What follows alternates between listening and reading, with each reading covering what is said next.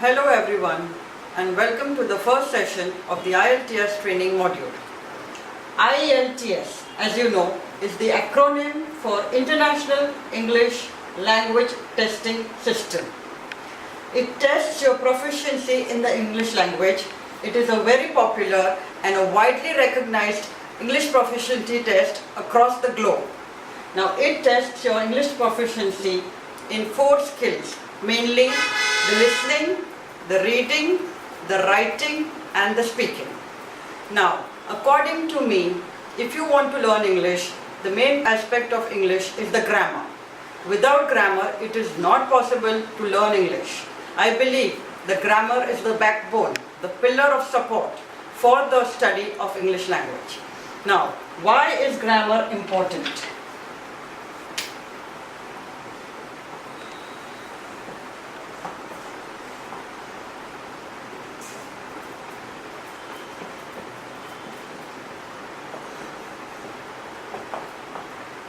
Grammar is important because it helps us to understand the parts of speech.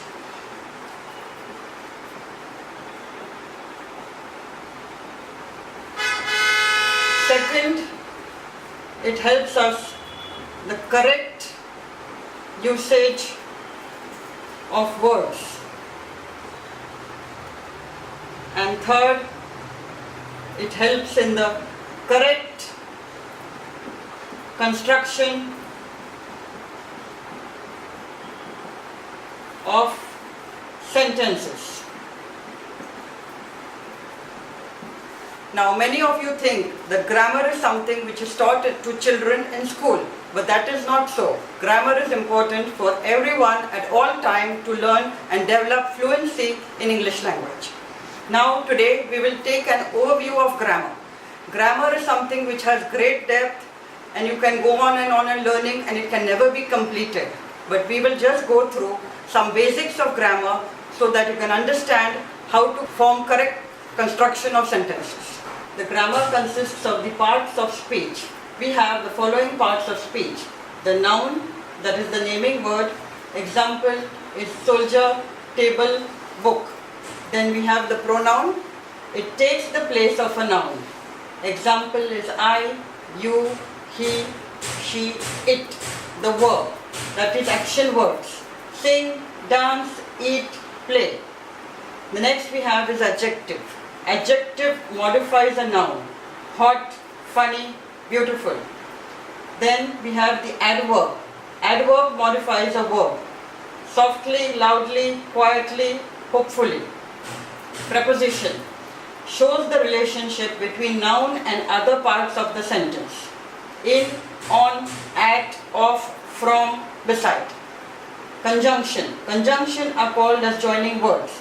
Examples are or, also, and, although, because.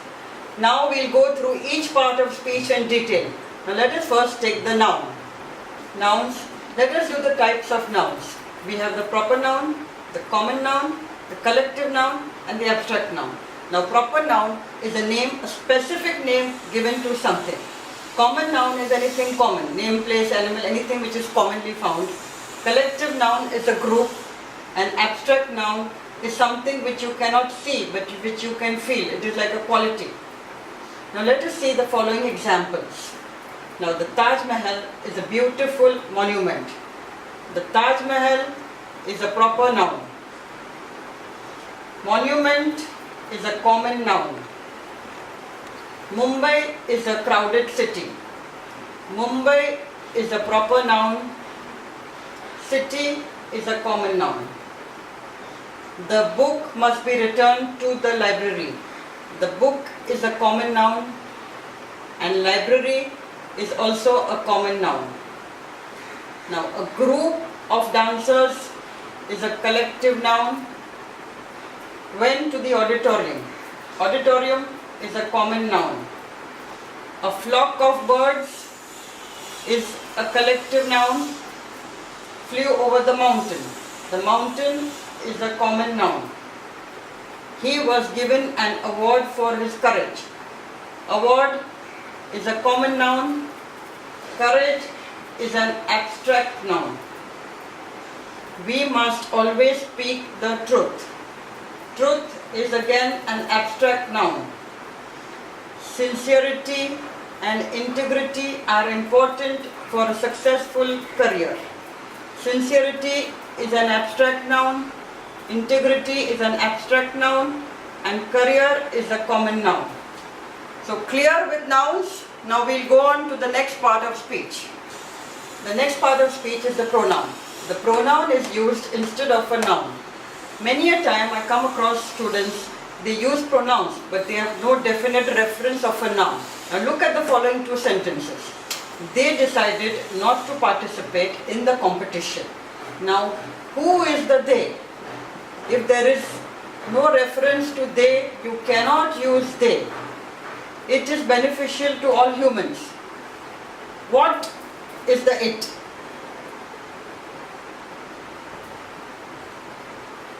So the rules for pronouns is that they must have a noun reference.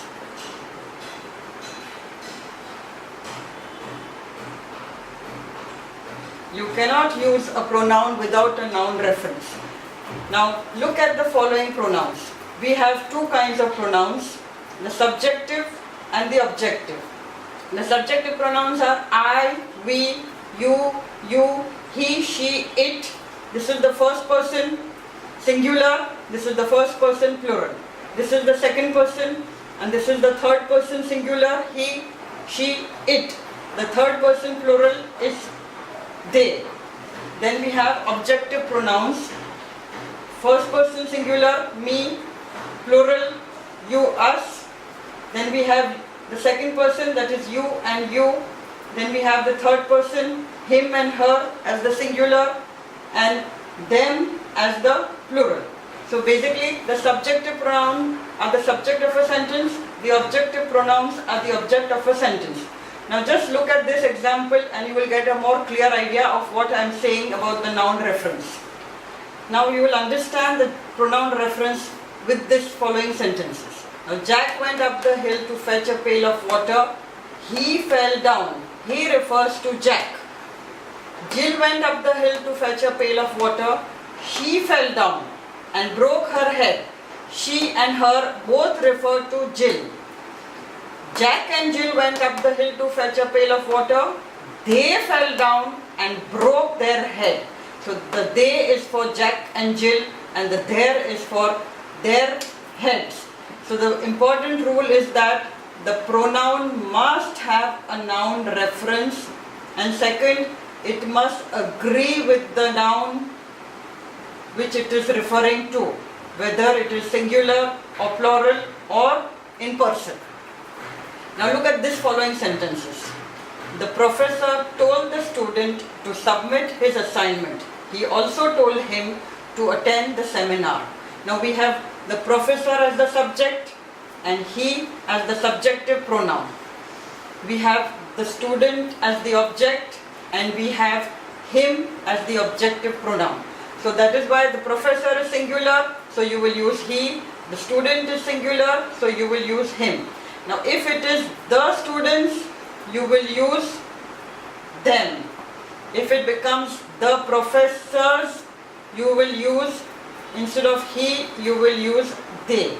So that is what I mean when I say that pronoun must have a correct noun reference and it must agree with the noun for which it is used for.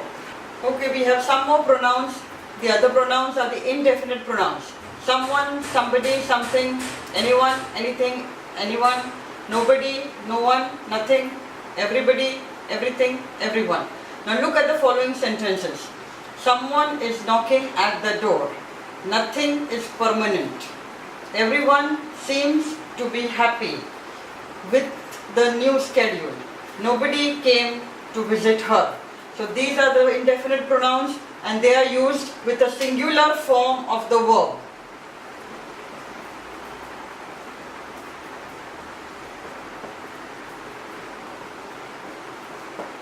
The next part of speech is the adjectives. The adjectives are words which are used to describe nouns. We have the adjectives of quality. They tell you what kind. Beautiful, enormous. Adjectives of quantity, they tell you how much, like many, some, 3, 4. Then we have demonstrative adjectives. Demonstrative adjectives is that this and that. The demonstrative adjectives are this and that. The plural form of this and that will be these and those. Now let us look at some examples. Jane gave a difficult test. Now difficult is the adjective, it describes the test. Ram is a hard-working student, hard-working and sincere student. Now hard-working and sincere describe the student, which is a noun. So hard-working and sincere are adjectives. The ancient temple was built in the 19th century. The ancient is a word which describes the temple, so it is an adjective. So difficult, hardworking, sincere and ancient are all adjectives of quality. The golden rays of the sun shone on the calm sea. Golden is an adjective, calm is an adjective. Golden rays, what kind? So again it is an adjective of quality. The calm sea, again another adjective of quality. Now the agitated people decided not to vote for the new leader. Now here, observe the part of speech. Agitated can be a verb, but in this sentence the verb form is used as an adjective. If you want to use it as a verb form, you have to make another sentence, that the people were agitated. That is where the agitated is used as a verb form. But here it is used as an adjective form. So the agitated people decided not to vote for the new leader. So we have two adjectives. One is the agitated, that is again quality, and new, again an adjective of quality. Now some adjectives we have of quantity. Some people, how many? Some people, so it is adjectives of quantity. Some people who are not happy, again happy is an adjective of quality. With a new teacher, again new, adjective of quality. The next, let us see, 3 little puppies fell in the pit. Now 3 little is adjectives of quantity. Many hands make light work. Many hands, many is an adjective of quantity. Light work, again is an adjective of quality. So we have just gone through some adjectives. Now demonstrative adjectives, I will just tell you a few sentences. Let us say, this house is beautiful. These houses are very beautiful. Now that boy is not very good. Those boys are not very good. So this and that is used for singular form, and these and those are used for plural form. The next part of speech is the verb. The verb consists of the action words. Play, sing, dance, eat, anything. Now we have, the verb is consistent of the tenses. Now we have lots of tenses, and a lot of people make mistake on the usage of tenses. The first and most important rule is that we have 3 main branches. The present tense, the past tense and the future tense. Anything which is related to the present will always take the present tense. Anything which is passed over and done with will always take the past tense. And something which is future, in the next moment, next 10 years, next decade, next century, it will always take a future tense. Now again, in the present also we have a lot of options. Let us take each of the tenses and understand how they are used. The simple present is used for any daily action or for universal actions. For example, you will always say, the sun rises in the east. You do not say the sun has risen, will rise, will have risen. No, because it is a universal action which takes place every day. I go to school every day. So simple present is universal action or anything which goes on a daily basis. The present perfect tense, has, have, flown, is a tense which is used for some actions which may have just completed. I have just completed my homework. So it signifies that the action was just done, but it is related to the present. Present progressive. I am explaining the tenses to you. This is progressive because at this moment I am doing this. I am touching the board. So basically it is a progressive, means it is a continuous action. The present perfect progressive. has been flying or have been flying. Now this is used to signify some action which may have been going on for some time. I have been working on this project since morning. So it indicates that the action might have started, but it is still going on. So all these present tense are related to the present in some way. Next we have the past tense. Let us say the simple past. It is flew. It means yesterday the bird flew away. So that means the action is finished and completed. The present, the past perfect had flown. Now the past perfect is used, it is a little complicated tense, but we will do some examples and I will explain to you that the past perfect is used in synchronization with another past action. Now for instance, we can say, when the bird had flown, the man left the tree. So that means, it means the had flown and the man left the tree, both are actions which are going on one after the other. But this tense is a little complicated. I would like you to read more on this type of examples. The past progressive is an action which was something going on in the past. I was flying a kite when my mother left the house. Now basically it just means that when some action was going on in the past, another action was going on with that. But all these tenses are related to the past tense. The past perfect progressive tense is not used generally, and I would advise you also not to use it so often if you are not very comfortable. If not comfortable, just stick to the simple tenses and make simple sentences so you do not make a lot of errors on your construction. Simple future, I will fly.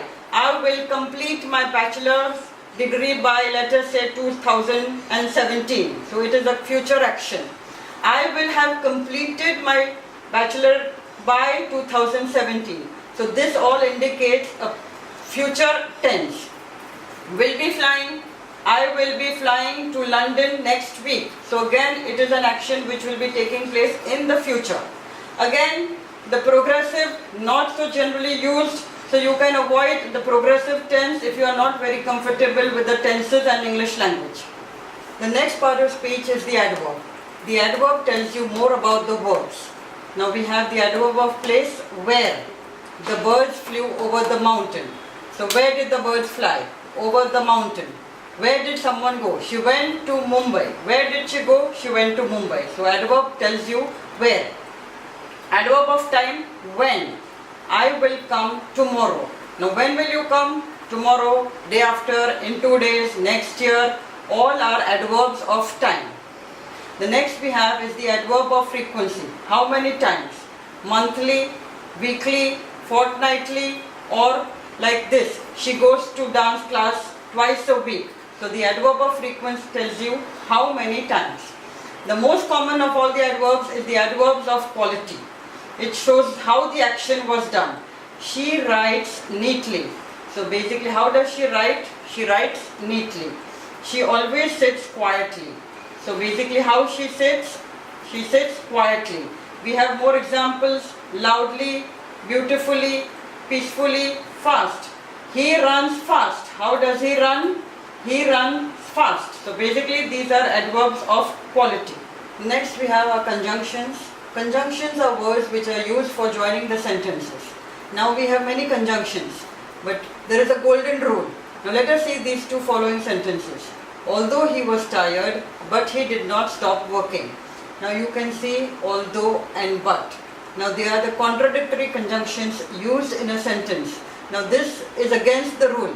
You cannot use two contradictory conjunctions in the same sentence. See the other sentence. Mary and also Anne was travelling to Mumbai. No, you only say Mary and Anne was travelling to Mumbai. And here you only say although he was tired, he did not stop working. So we have different type of conjunctions. We have conjunctions which are contradictory and conjunctions which are additional. Now the rule is that two same similar conjunctions cannot be used in the sentence. Now of course we can use two different conjunctions. Although he and his friend were tired, they did not stop working. So you can use although and together, but you cannot use although and but together and also together. Now look at the following sentences. We will just do some few conjunctions. I have a pencil and an eraser. And is a conjunction here. The dog fell into the drain but was not hurt. But is a conjunction. She did not go swimming because she was sick. Because is the conjunction here. The students worked hard, so they passed the test. So is the conjunction used here. Do you prefer tea or coffee? Or is the conjunction which is used here. She slept early so that she could wake up early. So that is the conjunction here. Mary as well as Anne was delighted to hear the good news. So as well as is the conjunction which is used. So conjunctions are used, words which are used for joining sentences, and you must follow the rule that use the right conjunction in the right place and you will get a perfect sentence. The next part of speech is the prepositions. Prepositions are words which show the relation between the noun and the other part of the sentence. We have examples of prepositions like to, of, from, at, behind, beside, above, across, for, and so on. Now these are some examples as to how prepositions are used in sentences.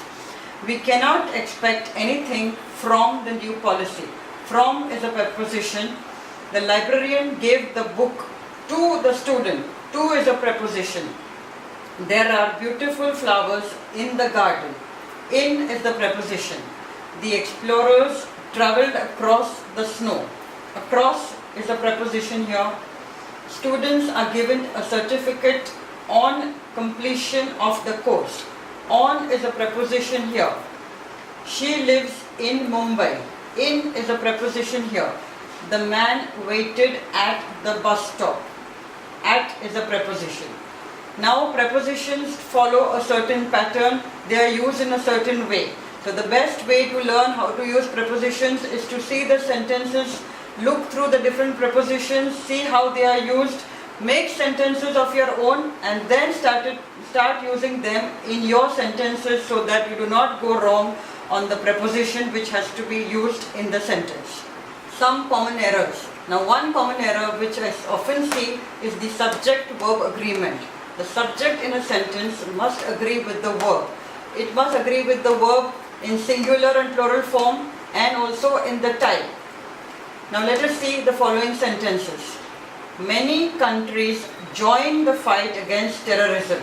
Many countries basically is a plural form. So therefore it takes the plural verb form.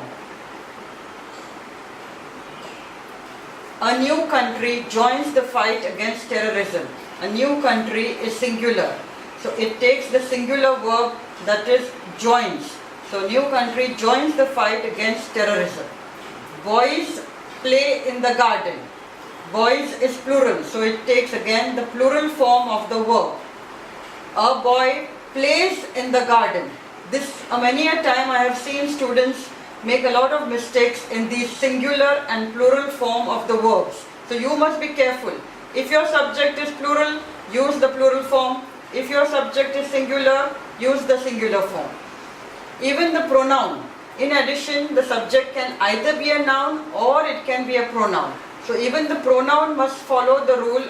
The pronoun must agree with the verb in a sentence. They complete their work. He completes his work. They is plural, so it will take the plural form, that is complete. He is singular, so it will take the singular form, that is completes his work. Now Rohan and Raj play cricket. Rohan and Raj together form a plural because they are two. So they will take a plural form, that is play. Raj plays cricket. Raj is singular, so Raj will take plays. Now some students is more than one, so it is plural. So some students are good at mathematics. Now Leena is singular, so Leena will take a singular verb. Leena is good at maths. So remember to see the subject and the verb agreement. Whenever you are using the verb, see the noun and then match the verb which it agrees with. Okay, as we are seeing some common errors, we had done earlier, indefinite pronouns. Remember, all indefinite pronouns take a singular verb. If you recall, we had done the sentences. Someone is knocking at the door. Anyone is welcome to the house. So all indefinite pronouns will always take a singular form of the verb. Another common error is the use of the adjective and the adverb. As we had done earlier, adjective is used to describe nouns, whereas adverb tells you more about the verb. So do not confuse between the adjective and the adverb. Now, beautiful monument. Beautiful is an adjective, monument is a noun. Sang beautifully, sang is a verb, beautifully is an adverb. She sings sweetly, sing is verb, sweetly is an adverb. Sweet girl, sweet is an adjective, girl is a noun. So be clear with the usage of adjective and adverb. Now look at these two examples. Efficient worker, works efficiently. All the four words are different forms of speech. Efficient is an adjective, worker is a noun, works is a verb, efficiently is an adverb. See the second example. Runs fast, fast runner. Now runs here is the verb telling you how he runs. It is he runs fast. So fast is an adverb. Now who is fast? The runner is fast. Runner is a noun. Here fast is used as an adjective. So sometimes we can have some words which may be used in the adverb form or the adjective form. But we have to be careful that the adjective is used only for the noun and the adverb is used only for the verb.